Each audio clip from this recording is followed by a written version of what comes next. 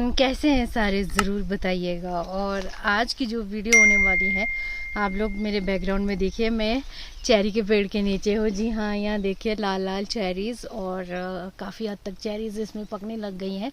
तो मैंने last video में आप लोगों को बताया था, बारिश वाली वीडियो में, कि हमारा जो चेरी ऑर्चर्ड है वहाँ पे चेरी बचे ही नहीं, क्योंकि बर्ड्स और कौवे मतलब इतने पक्षियाँ आ गए थे खाने के लिए और पक्षियों ने खा खा कर ख़त्म कर दिया।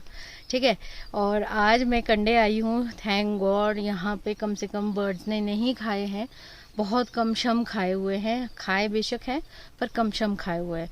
तो इस करके मैंने सोचा कंडे तो जाना ही बनता है, क्योंकि इस बार हमने, आप लोगों को पता ही है, इतने सालों से साल का पहला फ्रूट चेरी हो रहा था, लेकिन इस बार से स्ट्रॉबेरी हो गया। लेकिन हमेशा हमने चेरीज़ खाए हैं, यही मई के महीने में हमने चेरी के मज़े लिए, लेकिन हम ले नहीं पाए बर्ड्स की वजह से। ठीक है, अब आप लोग कहते हो हमेशा कि उन्हें भी खाने दीजिए, अब वो पूरा बगीचा ही ख़त्म कर दे, ऐसा तो नहीं होना चाहिए, मेहनत तो हमारी भी है। तो अब मैं कंडे आ गई हूँ और कंडे में हम मज़े लेंगे चेरीज़ के। तो यहाँ देखिए लाल लाल चेरीज़, अब ये अच्छे से पके नहीं है, हालांकि ऊपर पेड़ में पके हुए हैं। तो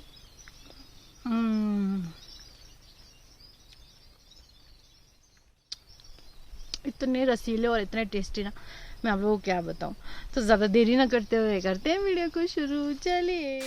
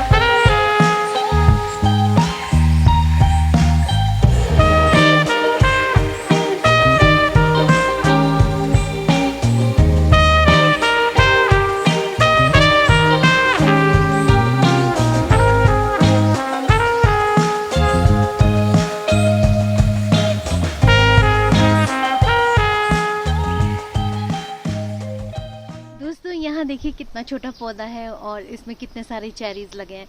तो मतलब इसे देख के ना मुझे इतनी खुशी हो रही थी। और मैंने यहाँ पे जितने भी चेरी के पेड़ हैं यहाँ कंडे में, तो सब पेड़ से खाया, जहाँ जहाँ पक रहे हैं सारे पेड़ का मैंने टेस्ट करा। अब वैरायटी अलग है, तो इसलिए हर पेड़ का जो भी चेरी है, जो भी फ्रूट है, वो उसका साइज़ भी अलग है और उसका टेस्ट भी अलग है। मैं क्या ही बताऊँ आप लोगों को, कुछ ज़्यादा मीठे हैं, कुछ थोड़े से खट्टे हैं और कुछ मिक्स हैं, तो बहुत मज़ेदार है। एक हफ्ता पहले मम्मी टमाटर के पौधे लेकर आए थे घर से, और उसके बाद घर वापस आ गए थे पौधे लगाने के बाद। तो उस वक्त हमारा पानी का टर्न था, तो हमने क्या किया था, इस ड्रम में स्टोर करके रख दिया था। हालांकि आज हमारा टर्न नहीं है, लेकिन देखिए ये काम आ रहा है पानी। तो इस तरीके से हम ड्रम में ना स्टोर करके रख देते हैं। और यहाँ से नज़ारा आप लोग देख सकते हैं, कितना सुंदर लग रहा था। कंडे बहुत सुंदर होता है, मतलब हर गांव का कंडे सुंदर होता है।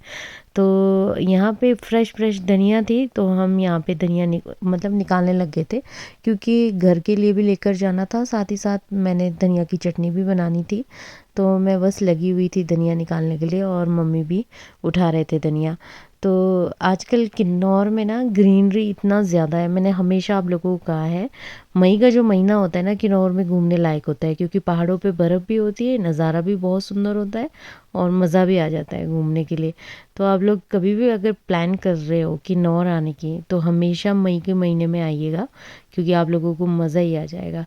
तो बीच बीच में आप लोग देख सकते हैं, वैसे तो ये खेत पूरा लहसुन का खेत है, पर हमने बीच बीच में धनिया लगाई हुई है।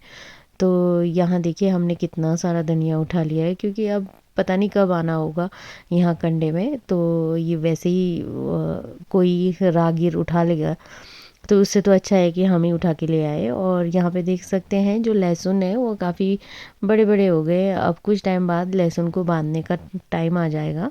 और मैंने आप लोगों को बताया है कि लहसुन को क्यों बांधा जाता है, ताकि जो लहसुन की कलियाँ हैं उनकी सेहत बहुत अच्छी रहे और वो मोटी मोटी सी बने।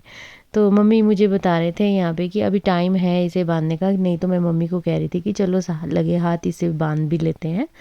तो ऐसे कह रहे थे। और पहाड़ों पे देखिए अब स्नो है, अब स्नो पिघलने लग गई है। तो जून जुलाई का महीने में तो ऐसा होता है कि मतलब खाली पहाड़ होते हैं, तो इतना ज़्यादा सुंदर नहीं लगता। और यहाँ पे पिछले साल हमने बकवीट बीजा था, लेकिन बीज गिरने की वजह से बकवीट उग गए हैं। तो इसकी सब्जी ना बहुत टेस्टी होती है और हेल्दी भी रहती है। तो मम्मी ने कहा कि वेस्ट होने से अच्छा है कि हम ये सब्जी भी उठा लेते हैं। और कंडे आने के फ़ायदे ये रहते हैं कि यहाँ पे हर एक चीज़ ऑर्गेनिक मिलती है और हमारी सेहत के लिए दी बेस्ट होती है। तो मम्मी और हम दोनों ये भी उठाने लग गए थे। हालांकि ये मिक्स बीज गिरे हुए थे, बकवीट की दो वैरायटी होती है ना, ओगला और फाफड़ा। तो ये दोनों ही गिरे हुए थे, लेकिन हम ओगला ओगला उठा रहे थे, वो खाने में टेस्टी रहती है। तो यहाँ पे देखिए मैं अब चटनी पीसने की तैयारी कर रही थी, जो कि मेरा फेवरेट काम है। और मुझे एक चीज़ आप लोग बताइएगा कि सिलबट्टे वाली चटनी किस किस को पसंद है। मुझे तो बहुत ज़्यादा पसंद है। हाँ, थोड़ा सा टाइम टेकिंग है, बट एक बार हाथ बैठ जाए ना तो ईज़िली मतलब पीसा जाता है और बढ़िया रहता है। तो हमारे यहाँ पे ना जो बट्टा है वो इस तरीके से होता है। हम सतलुज नदी के किनारे जो बढ़िया बढ़िया पत्थर होते हैं ना, वो लेकर आते हैं। ऐसा नहीं कि हमने स्पेशल मार्केट से परचेज़ करा है। तो हमारी चटनी बनके बिल्कुल रेडी है। Our hearts beat to the city streets. We began to feel the fire.